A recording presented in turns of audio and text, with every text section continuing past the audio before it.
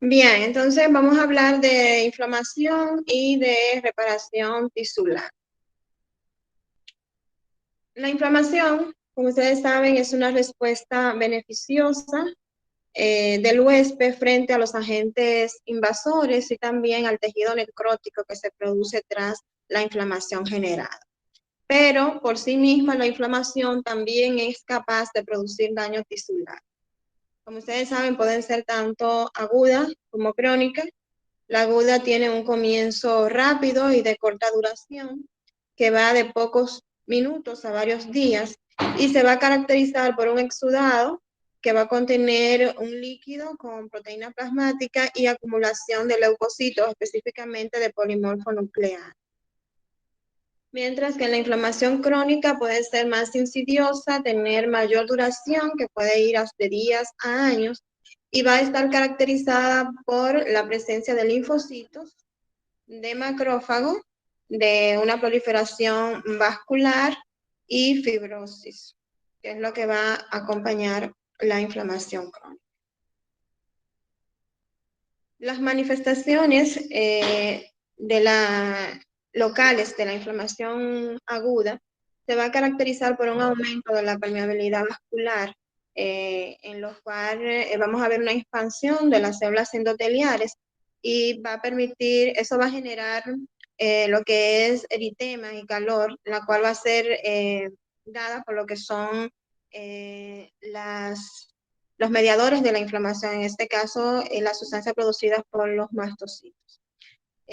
Vamos a encontrar también la salida de proteína del plasma que se va a traducir en edema, que básicamente es el exudado que vamos a ver, y la migración de los neutrófilos hacia el sitio de la lesión. Esos son los componentes que vamos a ver en la inflamación aguda, los cuales se van a manifestar por eritema, calor, dolor, rubor y la retracción de las heridas después de la cicatrización. Los componentes de la inflamación, vamos a encontrar las células endoteliales, que son las que revisan los vasos sanguíneos, los cuales también estas células pueden producir sustancias que van a mediar en la inflamación. Tenemos los neutrófilos, que ustedes saben que son los que van a participar en la inflamación aguda, y los linfocitos en la inflamación crónica. Tenemos los macrófagos, que vamos a encontrarlos en el tejido conjuntivo y que también son mediadores de la inflamación. Eso también van a producir citocinas que van a tener un efecto quimiotáxico y también van a participar en el proceso de fagocitosis en conjunto con los neutrófilos. También en el tejido conjuntivo tenemos lo que son los fibroblastos y fibras de colágeno, que son las que van a participar en la cicatrización, en el proceso de cicatrización. Entonces, acá en esta figura estamos observando una zona de donde hay daño tisular tras la influencia de microorganismos. Vemos las células plasmáticas producen proteínas que limitan la zona del daño, los mastocitos que producen histamina y generan vasodilatación. Entonces, estos neutrófilos pasan hacia el sitio de la lesión tras la dirección que le proporcionan las citocinas liberadas por los macrófagos. Entonces, en conjunto producen fagocitosis tanto de los microorganismos como del tejido necrótico. Una vez eliminado todo este contenido necrótico del microorganismo, entonces se procede a lo que es el proceso de cicatrización de esa zona mediante la angiogenia y la fibrosis. Acá vemos las etapas mediante el cual los macrófagos fagocitan los microorganismos. Primeramente, debe haber una fusión del microorganismo a un receptor y luego es interiorizado al fagocito mediante la formación de una vesícula en la cual la membrana de este fagocito se invagina y forma esta vesícula que vemos acá. ya conteniendo el microorganismo en su interior, este fagosoma se fusiona con un lisosoma que contiene las enzimas, que son las que van a degradar el microorganismo, y pasa a ser lo que es un fagolisosomo. Entonces, ya en su interior, pues entonces estas enzimas van a destruir el microorganismo. En esta imagen, si ustedes recuerdan esta imagen, ¿a qué tipo de necrosis estamos observando?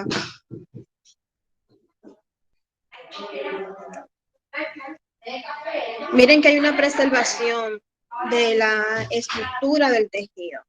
Estas son células miocárdicas, ¿ok? Una necrosis coagulativa, ¿ok? Entonces, aquí estamos mirando qué cambios morfológicos de necrosis estamos mirando acá. Una hipereosinofilia. Hay hipereosinofilia aquí, acá. ¿Y qué cambios vemos en el núcleo de esta célula? ¿Tienen núcleo esas células hipereosinofílicas que ustedes ven ahí? No, no tienen. Entonces, Hubo cariolisis entonces. hay cariolisis, en esas células que ustedes ven más hiperoxinofílicas, ahí no hay núcleo, hay cariolisis, y en esta que el núcleo está más reducido, como lo llamamos, Carioresis, está fragmentado. no, esta es pignosis, mira que está condensado, ¿ok? Entonces Ok. las células que ustedes ven acá, que está infiltrando esta zona de necrosis, con edema acá, tienen 3 lóbulos. ¿Qué tipo de célula es esta?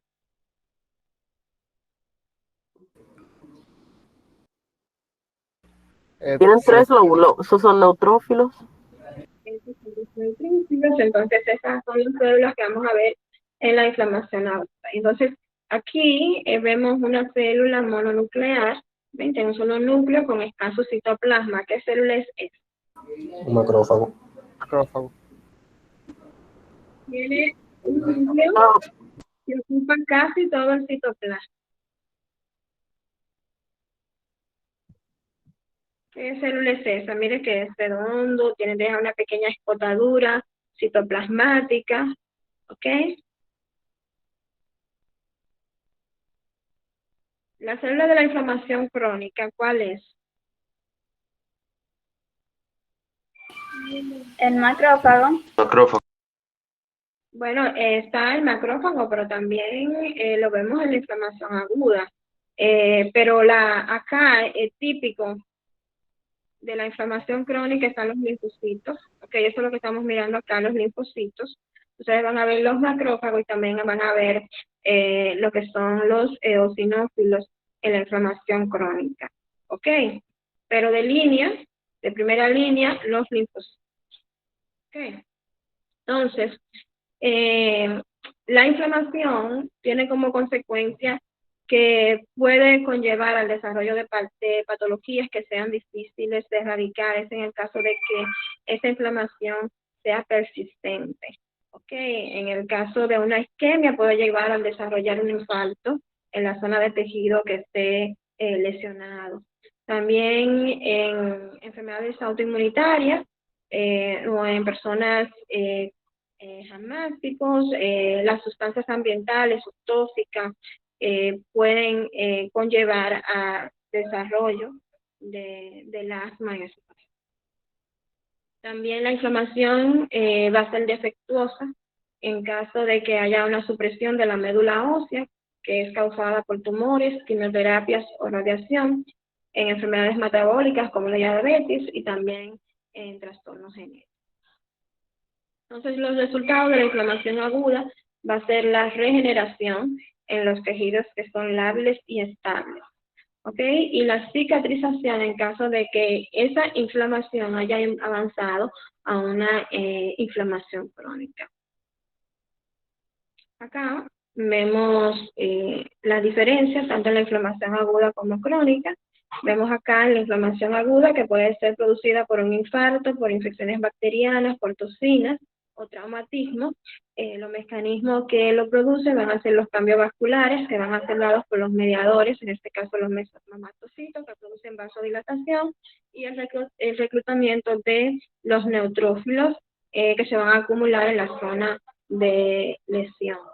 Entonces, una vez son eliminados esos estímulos agresores y ya son retirados los mediadores y las células de la inflamación aguda, pues entonces esa célula puede volver o ese tejido a su estado normal, manteniendo su función.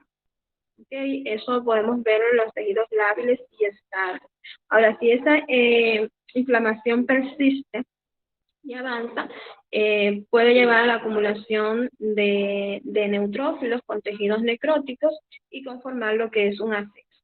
En ese caso, ya la curación de esos tejidos va a ser por cicatriz o fibrosis. En el caso de la inflamación crónica, que se pueden dar por infecciones víricas, por infecciones crónicas, por lesiones persistentes o enfermedades autoinmunes, las proliferaciones de las células que vamos a ver aquí son los linfocitos, ¿okay? Y también vamos a encontrar angiogenia y la curación va a ser por fibrosis. Profe, yo tengo una pregunta. En la imagen que usted estaba presentando anteriormente, dice que los infartos se encuentran en lo que es la inflamación aguda. Entonces, yo estaba leyendo que el infarto agudo al miocardio es un tipo de necrosis. Entonces, yo tenía entendido que la necrosis se presenta en lo que es la inflamación crónica. Entonces, eso me confundió un poco. Tú vas a ver que en las primeras horas del infarto, las células que van a estar ahí van a ser los neutrófilos, ¿ok?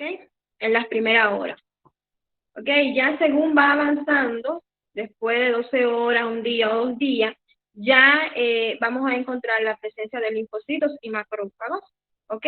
Que van a degradar todo este tejido necrótico, ¿ok? Ok, gracias. Tanto de los neutrófilos como de los linfocitos va a depender del tiempo. ¿Ok? Ok, gracias. Okay. Déjame ver dónde nos quedamos. Ok, aquí. Ok. Solamente representé las imágenes para que puedan identificar las células que vamos a ver en una inflamación aguda y en una inflamación. Bien. Entonces, vamos a ver los patrones morfológicos de la inflamación aguda. Vamos a ver acá la inflamación serosa, acá, que la podemos ver por ejemplo, en una ampolla que se puede dar por una quemadura o una infección vírica como un herpes o una varicela. Se va a caracterizar por un exudado líquido que va a contener proteínas, y eso va a derivar de las células mesoteliales que van a revestir las cavidades peritoneal, pleural y pericárdica. Entonces, acá en la imagen ustedes están mirando que hay un desprendimiento de ese epitelio acá con una acumulación de un exudado que vemos aquí. Entonces, eso es inflamación serosa. En la inflamación fibrinosa, acá va a haber un aumento de la permeabilidad vascular que va a permitir la salida del fibrinógeno, y esto va a provocar un exudado rico en proteínas, formando una malla o una red que va a cubrir toda la superficie de esas cavidades que estén lesionadas, como pueden ser la meninges, el pericardio y la pleura. Entonces, en esta imagen estamos mirando acá los depósitos de fibrina en forma de malla. Podemos ver acá estas fibrinas que también pueden formar un cuadro. Ese exudado fibrinoso puede ser eliminado por fibrinólisis y ser fagocitado por los macrófagos, teniendo como resultado la resolución del tejido. Si ese exudado pericárdico o cualquier tejido donde se produzca se organiza, entonces se va a formar un tejido de cicatrización, que es lo que puede ocurrir en el pericardio, el cual puede extenderlo y limitar la función. Entonces, otro tipo de inflamación aguda es la inflamación supurativa o purulenta, la cual se va a caracterizar por un exudado purulento que va a constar de neutrófilos y tejido necrótico con edema. Va a ser producido por microorganismos biógenos y va a dar dos patrones, que son los accesos y las úlceras. En los accesos se va a caracterizar por las colecciones focales de pus, donde pueden haber siembra de cualquier microorganismo biógeno en el interior de un tejido, secundarios a focos necróticos, y estos accesos van a tener una gran zona de necrosis central, como estamos mirando acá en esta imagen, bordeados de neutrófilos que pueden estar preservados. Aquí debajo vemos esta colección de neutrófilos con necrosis. El otro patrón es la úlcera, que se va a caracterizar por una excavación del epitelio de superficie, que se pueden dar tanto en los órganos o tejidos tras una necrosis de las células, en una úlcera de la cavidad oral o del estómago, o en una úlcera que podríamos ver en los miembros inferiores en las personas mayores. Aquí estamos observando esa excavación, que también se conoce como cráter. ¿Okay? Hay una esfacelación del epitelio de superficie, ¿okay? Y se puede notar que se ha perdido la membrana basal de ese epitelio y también el compromiso del tejido. Bien, ese es, ajá. Ese era un Sí. acceso. Acceso, Digo, una no. Una úlcera. Ven, esta es la úlcera, ¿ok? Es una excavación o cráter. ¿Ok? Úlcera, excavación o carácter. Es el patrón que tú vas a ver en ese patrón de úlcera, de inflamación supurativa. ¿Ok? En el patrón de úlcera. Y el otro es el acceso, que es este que tú estás mirando acá, que hay unas colecciones de neutrófilos con necrosis. Bien, a la morfología, acá tú puedes observar las regiones de estos focos de necrosis acá en todo el parénquima. Okay. Entonces, entrando ya a la inflamación crónica, las células que se van a identificar en este tipo de lesión son los macrófagos, los eosinófilos, los linfocitos y las células plasmáticas. Bien, vamos a ver destrucción tisular del tejido, y también vamos a encontrar fibrosis. ¿Ok? Son esos tres cambios: la infiltración de las células inflamatorias, principalmente mononucleares, y la destrucción tisular y la presencia de fibrosis, además de la angiogénesis que se va a dar. Esos son los cambios que vamos a ver en la inflamación.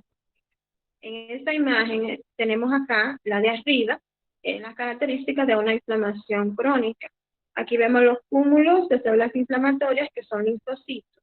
Y vemos acá en esta pared alveolar que tiene un revestimiento de células. Acá vemos que hay pérdidas, ¿ven? Tienen aquí estas células que son cúbicas, tienen pérdidas de este epitelio, de estas células. Y en el tejido conjuntivo hay depósitos de colágeno, ¿okay? Hay fibrosis. Entonces, en la inflamación aguda, estamos observando que estos alveolos presentan acá una infiltración de neutrófilos con vasocongestión.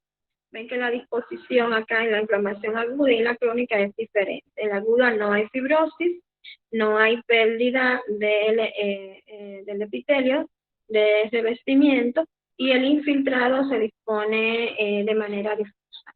Mientras que en la crónica el infiltrado es organizado, hay pérdida del epitelio y hay depósitos de fibrosis. A mayor acercamiento podemos notar acá en esta inflamación aguda la presencia de los neutrófilos. Fíjense acá, se pueden notar los tres lóbulos que presentan estos neutrófilos. La mayoría están ya alisados por el tiempo que tienen ya esas células, pero se puede identificar que son neutrófilos que tenemos acá. Entonces, en esta imagen estamos mirando los eosinófilos, ¿ok? Miren que tienen un citoplasma granular eosinofílico, si son tienen 2 lóbulos, ¿bien? Esos son los eosinófilos, pero también podemos ver acá células plasmáticas y podemos notar esta célula multinucleada que ustedes ven acá. Estas son células que ustedes van a ver en la inflamación. Entonces, las causas de la inflamación crónica, ya he mencionado que son las infecciones persistentes, las enfermedades inflamatorias de mediación inmunitaria y las enfermedades alérgicas como el asma. En la inflamación granulomatosa, que también es una inflamación crónica, pero ya con una morfología distinta, por la presencia de estas células multinucleares, que es lo que le van a dar el término de inflamación granulomatosa. Se van a observar en ciertos estados patológicos, como son la tuberculosis, la lepra, la sarcoidosis y la enfermedad de Crohn, por mencionar algunas de ellas. Morfológicamente, aquí vemos la presencia de un granuloma. Miren acá los cúmulos de linfocitos. Vemos la zona de necrosis central y vemos acá estas células multinucleadas que tienen un aspecto, los núcleos se disponen en forma de una cuenca, ¿ok? Alrededor del citoplasma de estas células, ¿ok? Entonces estas son las células de Lange. Ustedes recuerdan qué tipo de necrosis es esta, que es representada por un granuloma. Esa que estamos observando.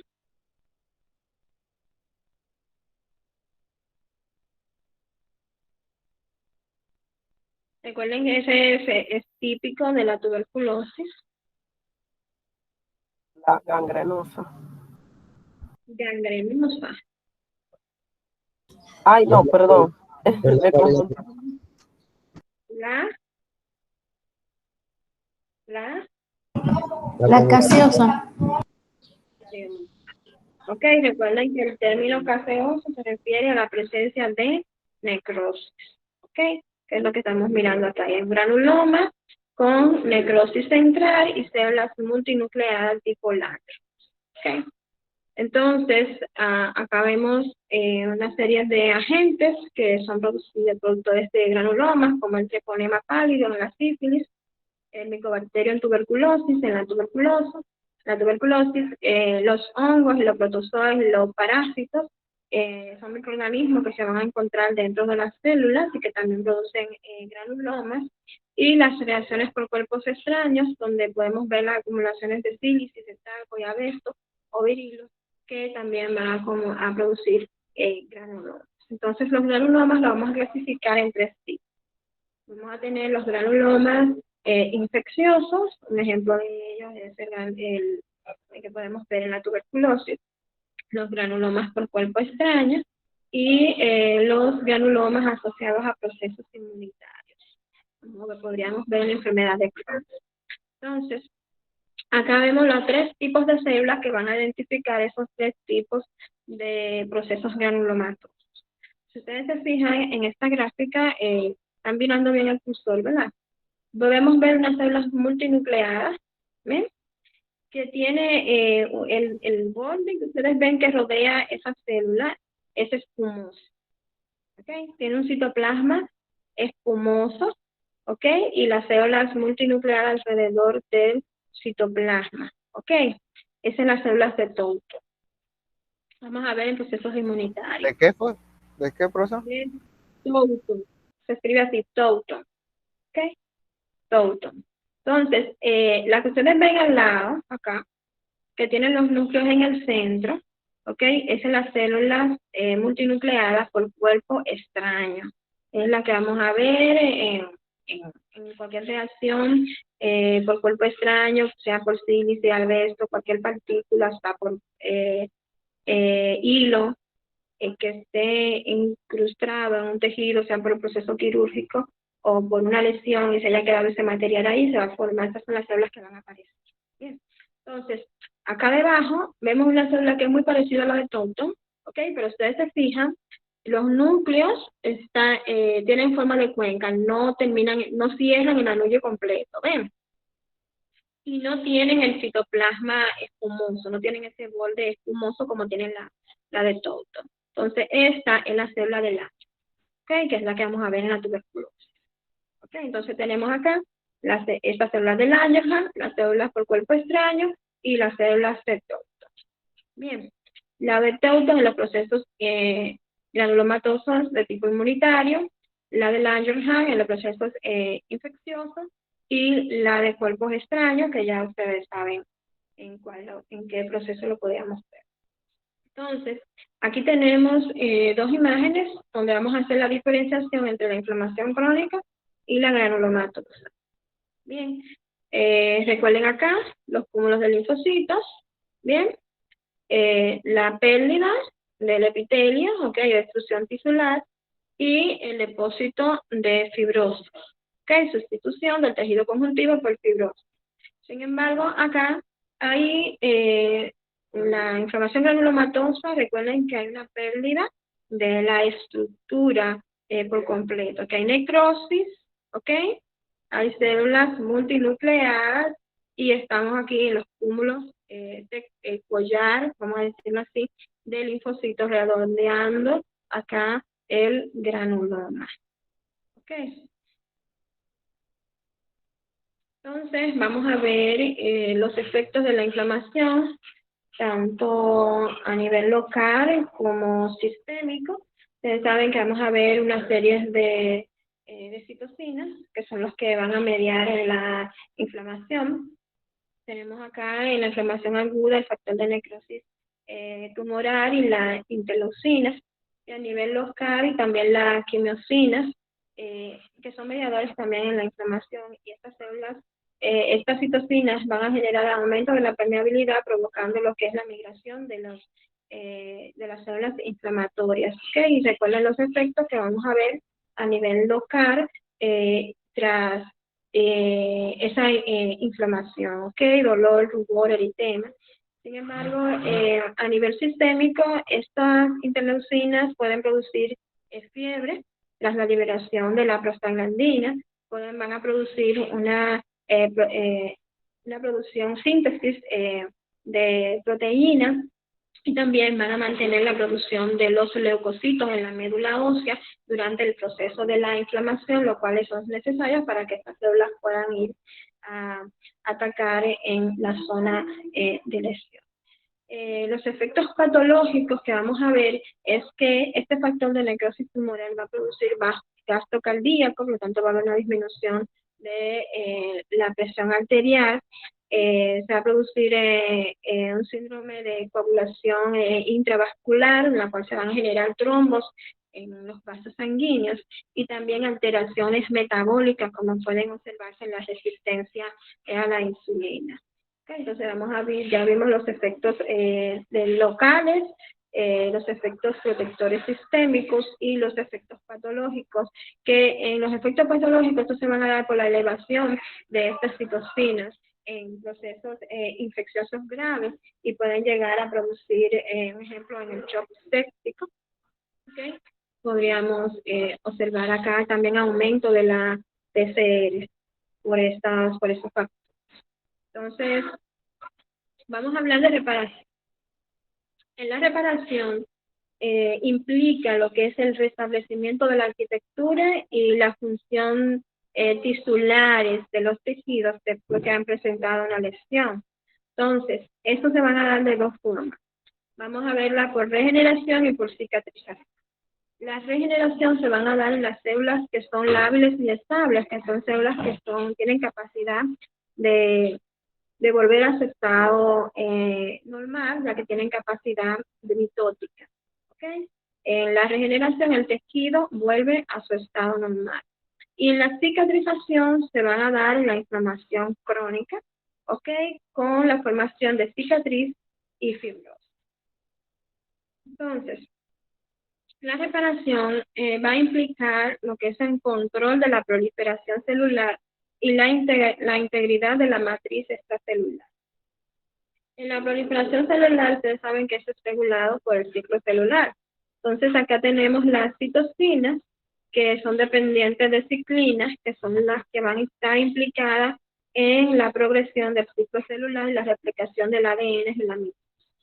Entonces, estas citocinas van a ser tanto, ciclinas, perdón, van a ser tanto estimuladoras como inhibidoras para evitar la replicación de células que sean anormales en el ciclo celular. Entonces, los tejidos se van a dividir en tres: tejidos lábiles, tejidos estables y tejidos permanentes. Entonces, los tejidos que se dividen continuamente, ya dijimos que son tejidos lábiles, y un ejemplo de esto lo podemos ver en las células madres, que tienen la capacidad de diferenciarse en células que ya se han perdido, ¿ok? Y reponer aquellas células para mantener la homeostasis tisular. Lo podemos ver en las células madre de los embriones, que son células pluripotenciales, y en el adulto lo podemos ver en la médula ósea, donde encontramos los megacariocitos, que pueden dividirse en diferentes, pueden dar origen a diferentes linajes celulares. Entonces, los factores de crecimiento, que son vías de señalización intracelular, y también los podemos encontrar en el tejido, en la matriz extracelular. Estos factores de crecimiento van a actuar de tres formas. Pueden ser de forma autócrina, parácrina o endócrina. La de forma autócrina lo podemos ver, por ejemplo, en la hiperplasia epitelial compensadora que se da en el hígado, donde esta vía, estos factores de crecimiento actúan directamente sobre la célula. En la forma parácrina, esta la podemos ver en las células inflamatorias que son reclutadas hasta el sitio de la lesión, o en las curaciones de las heridas, en las cuales esta vía actúa entre las células. Entonces, de que se termine.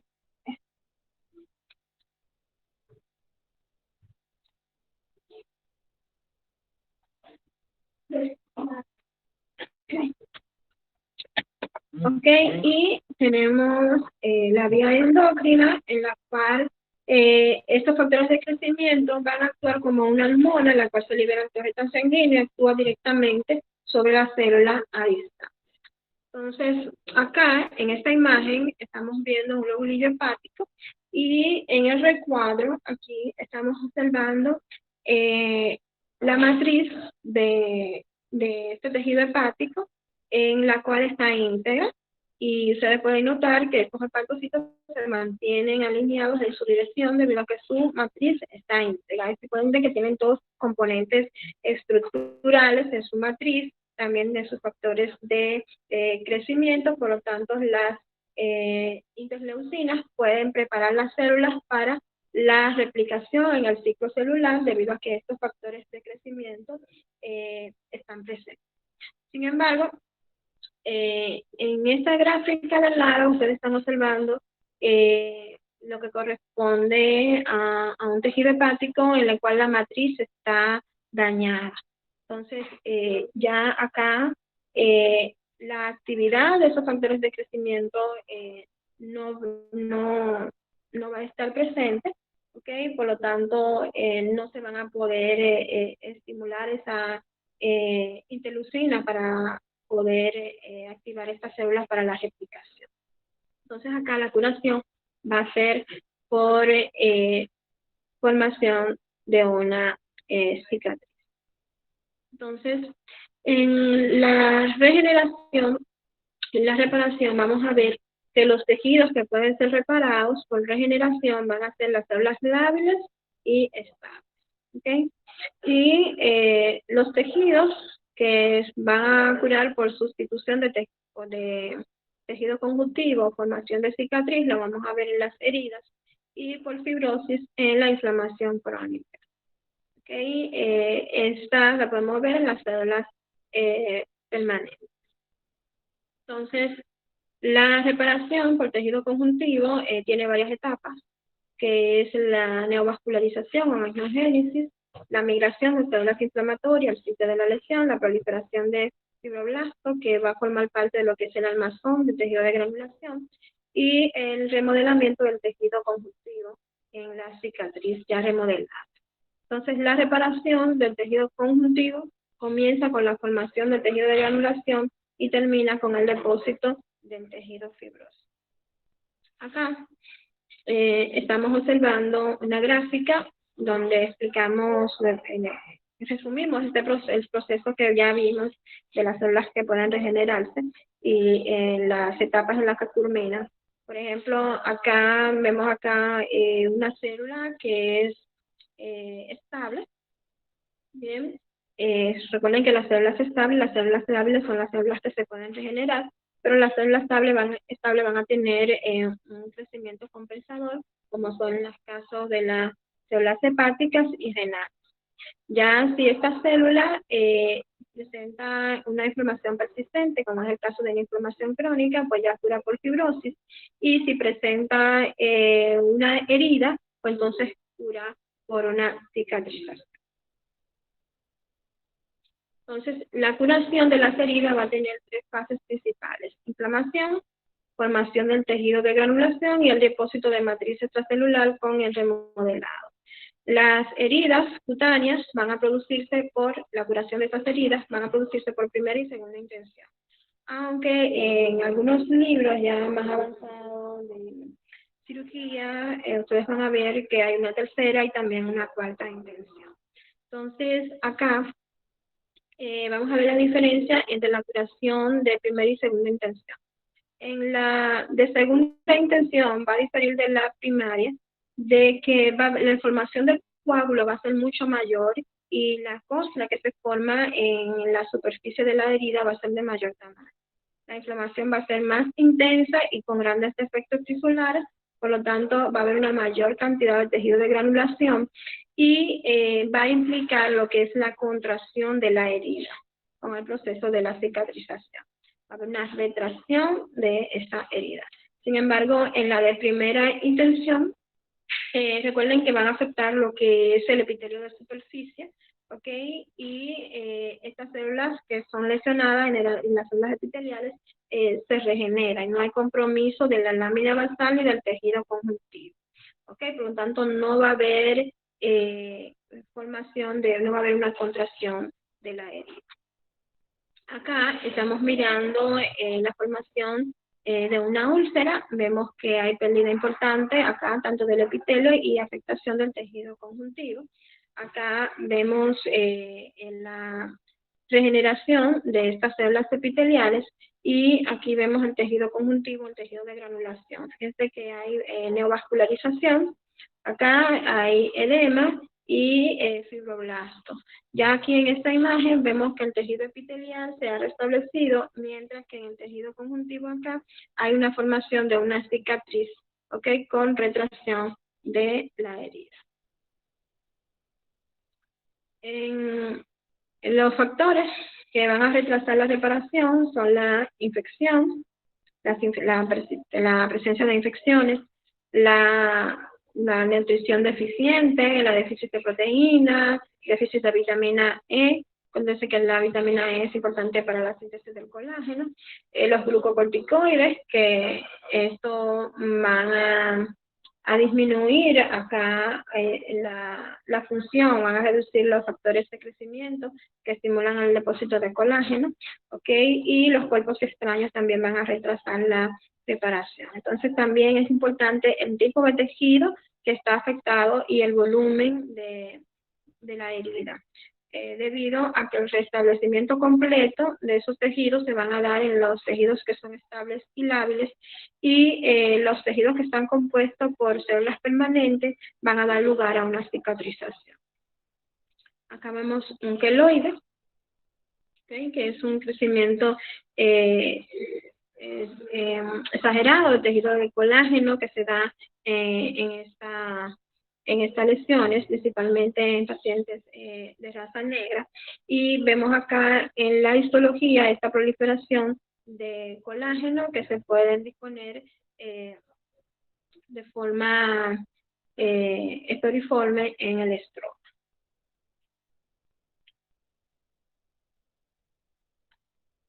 Bien, eso es en cuanto a inflamación y la reparación. ¿Tienen alguna pregunta?